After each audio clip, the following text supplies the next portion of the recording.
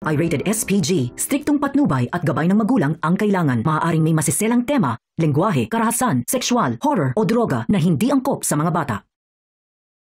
Tahimik! Ano? Magkakampihan pa kayong lahat? Sige! Magkampihan kayo para lahat kayo kamay! Teacher Griselda! Tsaka, tumayo ka lang dyan! Walang lalabas dito, ha? Dahil lahat kayo, tatalian ko ang mga kamay nyo! Kakampi-kampi pa kayo, ha? Sobrang galit na galit ako sa teacher nung nalaman ko na tinape ang bibig ng anak ko at tinali yung kamay. Ngayong hapon, mapapanood nyo sa Wish Ko Lang ang isang totoong kwento ng isang batang babae na tinapala ng tape sa bibig ng kanyang teacher dahil daw sa sobrang ingay. Ano kaya ang totoong nangyari sa bata nito? Tigil na sa pagbabasa. Sa kwentong nabasa nyo, sabihin nyo sa akin kung sino sa kanila ang nagpakasyon at saan sila pumunta. Uy, ano ba mo? Tumahimik ka nga. Grabe ka, Tommy. Puro pagkain sa isip mo. Quiet! Kayong dalawa, ang ingay nyo. Ang tagal na rin gutom na ako. Tumahimik ka nga. Tommy Ferro, lintik kang bata ka? Pasaway kang putong lupa ka? Wala kang galang! Bastos ka! Alam mo ba kung anong dapat ginagawa sa batang tulad mo, ha? Puputulang ka ng dila para tumigil ka na sa pag-iingay mo! Teacher Griselda, sorry ako. Tigas ang ulo mo! Tuturoan kita ng leksyon! Kamay mo! Kamay! Ingay-ingay mo? Aray, Ilang tama beses ko na sinabi sa inyo na kapag nagtuturo ako sa harap, huwag kayong mag-iingay. Di ba? Ito! Ito ang bagay sa'yo, ha?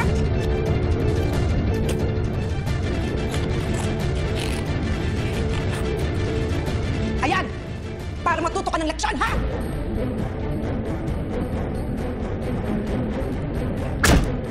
Kayong lahat, ha? Makinig kayo. Oras na may magsumbong sa inyo, lahat kayo damay! Lahat kayo, tatalian ko yung mga kamay nyo at lalagyan ko ng masking tape ang mga bunganga nyo.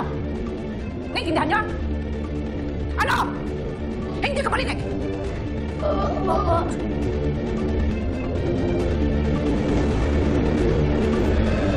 Tommy, anong ginagawa mo dyan? Sarah, ayaw kong pumasok. Baka lalo lang ako paluin ni Teacher Griselda. Ikaw naman kasi. Sinabihan na kitang huwag kang maingay. Kaya, ayun tuloy oh. Pero, Tommy, kailangan kang pumasok. Okay? Natatakot na ako eh. Tsaka, ayaw kong mawala ng kaibigan. Ano ba yan? Nagsamang dalawang Instagram. Biyayat ko namin. Napagalitan. Pia, ano ba? Tigilan mo na nga kami. Napagalitan na nga si Tommy. Palibasa, bagay kayo. Isang mahirap at isang maingay. Alam mo, ayoko yung maging friend kasi nakakatili, no? Bakit? May sinabi ba naman kaming gusto ko kayo maging kaibigan? Wala naman, di ba? Huwag na kayong mag-away. Tsaka, ikaw naman, Pia. Wala kaming ginagawang masama sa'yo. Kaya tigilan mo na kami. Diyan, ha? Diyan lang nga kayo. Anak! Sarah! Nay, akala ko pa mamaya pa po kayo. Inaubos ka agad yung paninda ko, kaya pumunta na ako kaagad dito. Sabay na tayo umuwi. Oh, Tommy!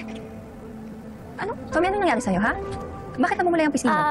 Wala po to. Gumawa lang po kami ng project kanina, tita. Baka po nadikitan lang po ng tape, di ko po napansin. Uwi na po tayo, Nay. Sige na po. Sige Mauna na po kayo. Hintayin ko lang po si Nanay. Sige na po.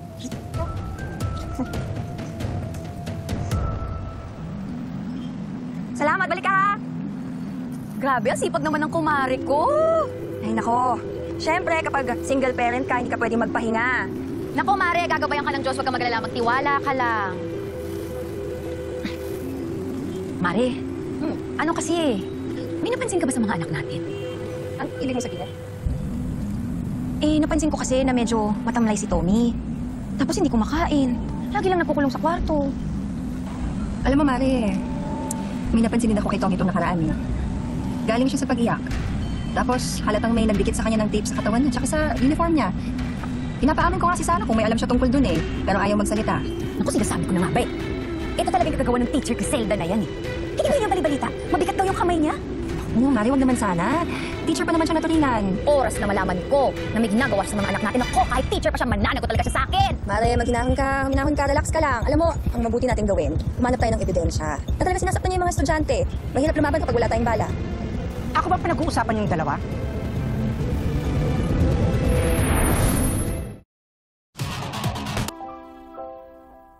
Hello mga kapuso, Join our official subreddit. r/Kamaning Station. See you there. Sa lahat ng mga kapuso natin. Oras na malaman ko na may ginagawa sa mga anak natin. Ako, kahit teacher pa siya, mananagot talaga siya sa akin. Mare, maghinahon ka, relax ka lang. Alam mo, ang mabuti natin gawin, humanap tayo ng ebidensya. Na talaga sinasaktan niyo yung mga estudyante. Mahirap lumaban kapag wala tayong bala. Ako ba pinag-uusapan yung dalawa? Mga chismosa kayo? Kung wala kayong magawa sa buhay nyo, pag-usapan nyo kung paano kayo uunlad. Hindi yung buhay na may buhay na nakikialaman nyo. Mga mal-edukado. Kaya hindi umaasenso ang Pilipinas eh. Dahil sa mga taong katulad nyo. Grabe naman po, ang sakit niyo naman po magsalita. Nagtatrabaho po kami ng matino dito. Trabaho? Hindi ako bingi. Narinig ko. Pinagchichismisan nyo ako at sinisiraan pa. Eh, totoo naman kasi. Totoo naman po. Tinasaktan mo yung mga bata. Anong ginawa mo kay Tommy? Anong ginawa kay Tommy? Bakit? May preba ka? Wala. Pero oras po na malaman ko na may ginagawa kayo sa anak ko. Irereklamo ko po kayo. Tumigil ka ha? Wala kayong ebidensya. Tumahimik kayo. Ma'am, grabe naman po kayo, pati paninda ko sisirain nyo. Bayaran nyo po yan. Irereklamo ka talaga namin.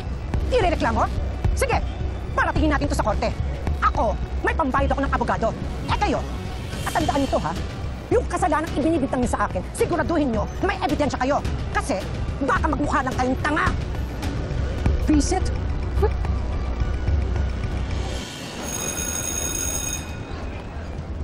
Bibigyan ko kayo ng 10 minuto para basahin ang isang kwento tungkol sa kabutihan sa Chapter 3. Basahin niyong mabuti.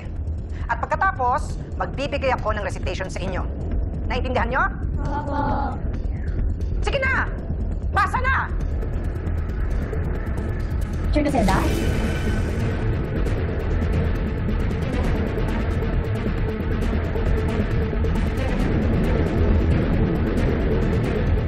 Uy, Sarah, ano handa mo mamaya sa birthday mo? Ay, punta ka ha, may lumpia at pansit, kaso walang cake. Uy, pero masarap kaya magluto si Mama. Yay, mapaparami ang kain ko nito. Walang cake? Anong klaseng birthday party yan? Palibasa, yan lang nakayanan ng nanay mo.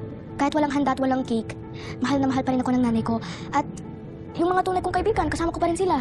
Eh di magsama kayo ng mga kaibigan mong poor. Alam mo, Pia, invited ka pa rin, kahit lagi mo ako inaaway. Bahala ka nga dyan, never akong pupunta. Quiet! Sino maingay dito, ha? Kayong dalawa ulit? Ha? Teacher, Ikaw, Sarah. Ikaw ang pasimuno dito, no? teacher, ano po kasi... Ano? Teacher, Ikaw, Sarah. Ikaw ang pasimuno dito, no? teacher, ano po kasi... Ano? Magdadahilan ka pa? Pasaway ka, eh. Halika! Halika! Halika! Diyan ka! Ilang beses ko nang sinabi sa inyo na ayoko sa classroom ko ang maingay! Di ba? Hindi mo natatandaan yon? Eto, sige.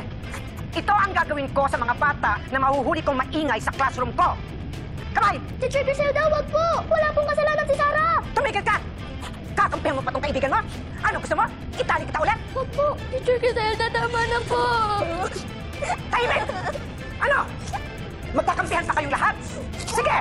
Magkampihan kayo para lahat kayo damay! Teacher Griselda! Diyan ka! Tumayo ka lang dyan!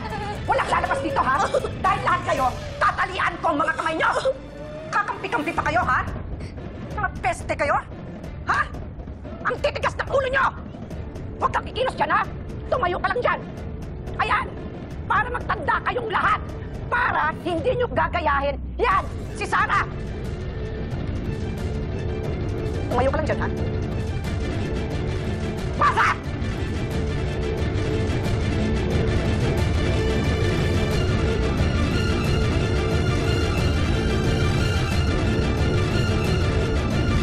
Walang yaka! Anong ginawa mo sa anak ko, ha? Anong ginawa ko?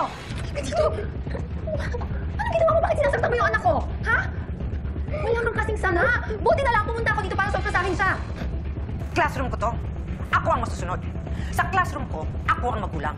Ako ang magdidisiplina sa mga estudyante ko. Hindi disiplina ang ginagawa mo. Parusa! Pinaparusahan mo na parang kriminal yung anak ko! Umalis ka dito! Umalis ka dito! Hindi ka welcome dito! Ganon ha? Sumama ka sa akin. Hindi pala ako welcome. Halika! Iwan mo ako! Halika, sumama ka sa akin! Iwan mo ako! Sumama ka sa akin! Dito tayo sa labas. Iwan mo ako! Bastos ka! Bastos ka! Kapag yung pinag-aralan! Iwan mo ako! Wala kang tawag! Sumasaktasun ko! Ang tapang-tapang mo! Wala! Nandito na tayo sa labas kaya wala ka ng karapatan dito. Iwan mo ako!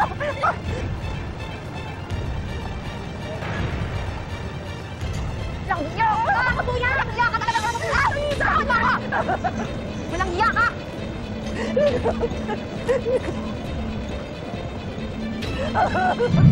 Mrs. Solis, naiintindihan ko ang galit mo. Pero hindi naman tamang kalagkarin mo ang isang teacher sa labas ng classroom. Madam Principal, pasensya na po kayo. Alam ko naman po na mahalaga ang ginagampanan ng mga guro sa paghubog ng kabataan. Alam ko kung mali ako. Pero sana naman po ilagay niyo yung sarili niyo sa sitwasyon ko. Hindi naman po tama na saktan ni Teacher Criselda yung anak ko. Mrs., nakikiusap ako. Huwag na nating palakihin pa itong gulo.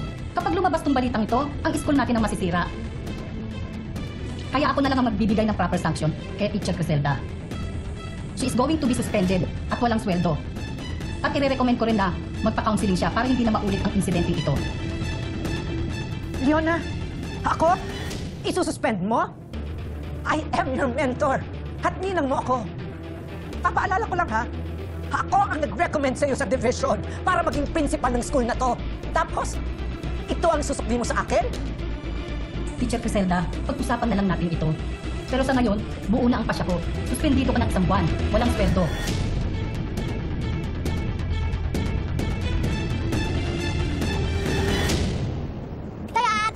Sige, ikaw naman din kaya. Sige. Oh, bakit parang malungkot ka? Ay, Tommy, may good news pala ko sa'yo. Sabi ni nanay, nasuspend na daw si Teacher Criselda, kaya hindi ka na matatakot pumasok. Sabi nga rin ni nanay, hayaan mo, Sarah, kahit hindi na si Teacher Criselda yung teacher natin, magbe-behave na ako at hindi na ako magiging madaldal. Promise? Promise. Para wala nang napapahamak. Tommy, Sarah, may sasabihin sana ako sa inyong dalawa. Mangaway ka naman, Pia. Kasalanan mo kung bakit tinik si Sarah ni Teacher Criselda. Magsusorry sana ako sa inyong dalawa. Lalo na sa'yo, Sarah. Mabait ka pala talaga. Kasalanan ko naman talaga yun.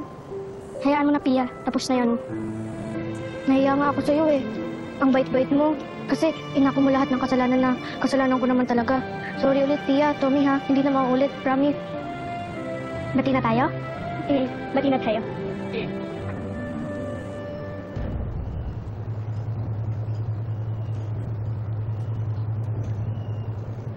Anong ginagawa niyo? Pasok sa classroom. Akala niyo makakalusot kayo sa akin? Ako pa rin ang teacher niyo. Pasok!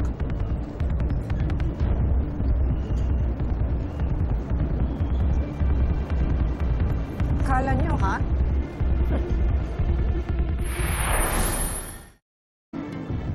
Totoo ba na nagtuturo ulit si Teacher Criselda? Nagsumbong sa akin si Sarah. Nagsabi rin nga sa akin si Tommy, natatakot na naman ng bata.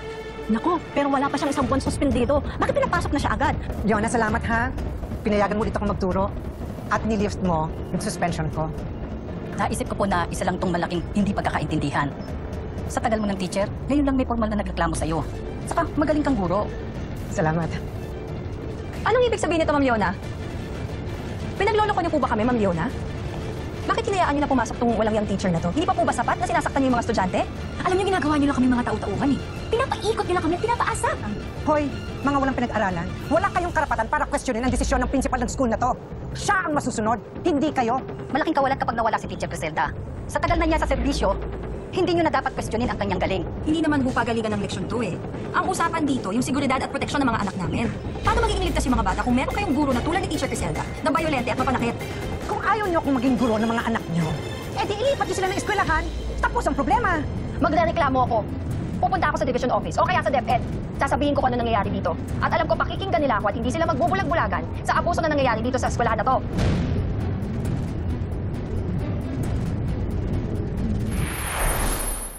Gusto mo? Ako ha, hintay pa ako nito. May magluluto pa ako. Ingat ka. Ingat.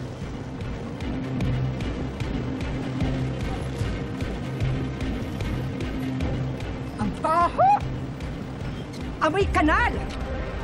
Amoy basura! Ano? Sabi ko naman sa'yo eh, hindi mo ako kaya. Hindi mo ako mapapatigil sa pagtuturo. Boba! Alam mo ikaw bastos ka. Ayan sa'yo. Alam mo, nagtitimpi ako sa'yo ha. Nagtitimpi nga ako talaga sa'yo. Nandito lang tayo sa labas kaya pinipigilan ko. Pero ito tandaan mo ha, magre-reklamo ako. Magkikita pa tayo sa DepEd. Sige! Magreklamo ka! Hindi ka nila pakikinggan! Sino ka ba, ha? Oo, mahirap lang kami. Tandaan mo, magulang ako. Pinahaalagaan ko lahat ng guro. Pero kapag sinaktan mo ang anak ko, lalaban ako hanggang sa uli. Hindi pa tapos ang laban na to. Wala akong oras na pakinggan ka! Dahil hindi ka pastor! Biset! Kuya! Kuya, isa tayo!